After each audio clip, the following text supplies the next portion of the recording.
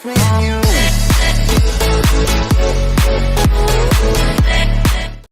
আসসালামু আলাইকুম। সাদ্দাম টেকের পক্ষ থেকে আমি সাদ্দাম হোসেন আপনাদের সবাইকে স্বাগত জানাচ্ছি। কেমন আছেন বন্ধুরা? ইনশাল্লাহ আমি ভালো আছি বন্ধুরা। তো আজকে যে টিউটোরিয়ালটি দেখাবো সেটা হচ্ছে কিভাবে আপনি খুব সহজে একটি অ্যাপসের মাধ্যমে আপনার ছবির যে কোনো ব্যাকগ্রাউন্ড চেঞ্জ করতে পারবেন এক ক্লিকে। তাহলে চলুন বিস্তারিত দেখি কিভাবে সেটা করতে হয়।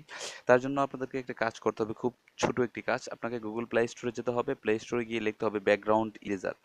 ব্যাকগ্রাউন্ড ইরেজার লেখার পরে দেখবেন যে এখানে অনেকগুলা ছবি আসবে, এখানে অ্যাড অ্যাড আসবে। এগুলো হচ্ছে বিজ্ঞাপন নতুন করছে সেজন্য আসছে। আমরা যাব যেটা, এটা হচ্ছে যে হ্যান্ডি ক্লোজেট ইনসি, যেটা আমার এখানে অলরেডি ইনস্টল, সেজন্য ইনস্টল করার জন্য বলবে না।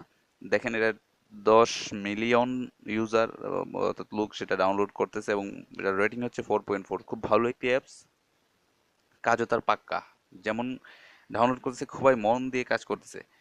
তো চলুন, এটা ইনস্টল করার পরে আপনি এভাবে ওপেন আসবে। আমি ইনস্টল করা দ্যাটস ওয়াই আর মানে ইনস্টল করা হচ্ছে না। এখন কি হচ্ছে দেখেন, এখানে অনেকগুলো অপশন আসছে। এর মধ্যে সবচেয়ে নিচে একটা অপশন আছে, কি আছে যে লোড ফটো। আমি লোড ফটোতে ক্লিক করার পরে দেখেন আমি একটা সাদা একটা ছবি নিয়ে আসলাম।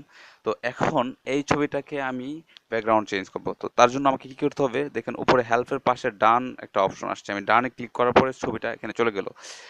এখন আমি এখানে দেখেন ডানে ক্লিক করার পর নিচে দেখেন, এই যে দেখেন extract, auto, manual, repair, zoom. ম্যানুয়ালে ডিফল্ট হিসেবে তারা দিয়ে রাখছে, আমি অটোতে ক্লিক করব। অটোতে ক্লিক করার পরে দেখেন এখানে একটা অপশন আসছে, লাল বৃত্তর মতন। আমি যেখানে নিচ্ছি সেখানে এটা যাবে, হ্যাঁ, আমার কথা শুনবে আর কি, বুঝতে পারছেন? এখন আমি কি করলাম, এটা সাদা জায়গাটার মধ্যে ছেড়ে দিলাম, দিবার পরে ব্যাকগ্রাউন্ডটা কিন্তু সাথে সাথে চেঞ্জ হয়ে গেছে। এখন আমি এটাকে ডানে ক্লিক করব। ডানে ক্লিক করার পরে দেখেন ছবিটার চারপাশে সাদা সাদা কোনো কিছু দেখা যাচ্ছে না, কোনো অনেক কিছু দেখা যাচ্ছে কিন্তু দেখছেন, মানে কাটাটা ভালোভাবে হয় না। এটাতে আমি কাজ করতে পারবো না কিন্তু। তাহলে কি করতে হবে, এখানে দেখেন স্মুথ আছে, আমাকে স্মুথটা একটু বাইরে দিতে হবে। আমি 3-এ দিই স্মুথটা। 3-এ দেওয়ার পরে তারপরে একটু দেখা যায় 4-এ দিই, দেখি। হ্যাঁ, আস্তে আস্তে স্মুথ কমতেছে। 5-এ দিই। হ্যাঁ, এখন স্মুথটা কিন্তু মোটামুটি ক্লিয়ার। তার মানে এখন আমি যে কোনো জায়গায় সেই ছবিটার কাজটা করতে পারবো ছবিটা দিয়ে। অর্থাৎ এইভাবে আপনি আপনার ব্যাকগ্রাউন্ড খুব সহজে চেঞ্জ করতে পারবেন। প্রিয় দর্শক, ভিডিওটি আশা করি ভালো লেগেছে। তো ভিডিওটি সম্পর্কে যদি কোনো ধারণা থাকে, অর্থাৎ কোনো রকম ধারণা আপনার জন্মে যে ভিডিওটি, এই ছবিটি আপনি এডিট করতে পারতেছেন না বা কোনো রকম প্রবলেম হচ্ছে, তাহলে আমাকে অবশ্যই কমেন্টে জানাবেন।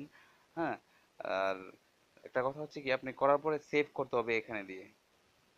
হুম তাহলে আমি ফিনিশিং দিলে দেখেন এটা হয়ে গেছে, কিন্তু ডাউনলোড হয়ে গেছে আমার এখানে।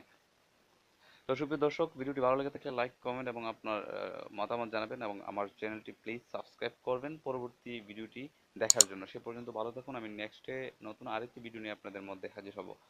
সবাই ভালো থাকুন। আসসালামু আলাইকুম।